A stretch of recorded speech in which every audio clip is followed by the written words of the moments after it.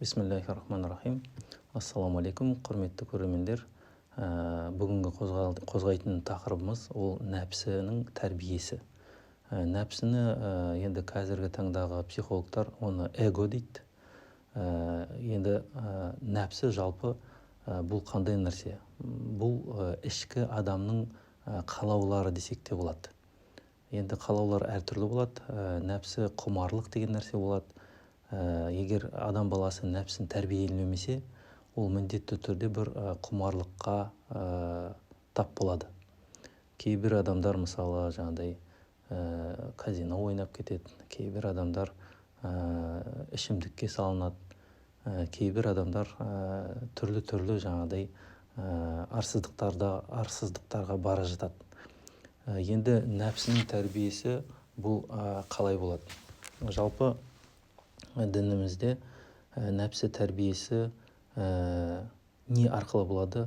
Алла тағаланы еске арқылы болады. Алла тағала мені әрдайым көріп тұр деген ұғым бар. Бұл нәрсені егер адам баласы есіне сақтаса, ол міндетті түрде арсыз нәрселерден аулақ болады. Одан кейін Алла тағаланы үнемі еске алып жүру. Оны шариғатымызда зікір дейді, зікір ету, яғни еске алу. Ол әртүрлі нәрселермен болады. Енді Құран оқу, намаз оқу, қажылыққа бару, көптеген жаңағыдай астағфирулла, субханалла, ля иляха илlallah деген сөздермен Алла тағаланы еске аламыз. Енді шариғатта мынандай қағида бар. Егер біз Алланы еске алсақ, Алла тағала да бізді еске алады, яғни ерекше бізге назарын аударады. Егер Алла тағала бізге назарын аударса, міндетті түрде адам баласы не істейді?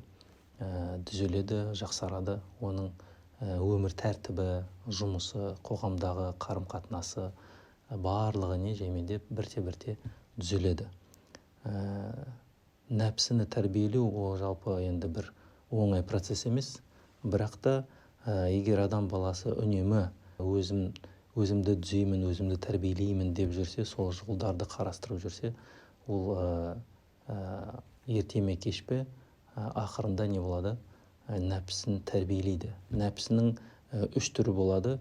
Бірінші кездердегі нәпсінің түрі ол нәфсул муаммара биссу, яғни жамандыққа бұйыратын нәпсі болады. Яғни бір ойың, әдетің барлығы сол жаман жаққа бейім болады, жаман жаққа жақын болады. Одан кейін екінші нәпсінің түрі нәфсул лауама деген. Ол енді өзін сөгіп жүретін нәпсі, яғни бір нәрсе істеп қойса, өзін кінәлайды, өзін жаңағыдай неге бүйттің дей беретін сондай бір деңгей бар. Ол екінші деңгей. Және ең жақсысы ол нәфсул мутмаинна. Ол үшінші дәреже, ол нәпсі тыныштық тапқан нәпсі. Яғни бұл қандай нәпсі? Ол тепе-теңдікте жүретін нәпсі. Қатты мысалы қуанышқа салынбайды, немесе бір қайғы қасірет келіп қалса, оған да не істемейді? Бір қатты қайғырып жүрмейді, орта жолды ұстанады. Ол қалай айтсам екен?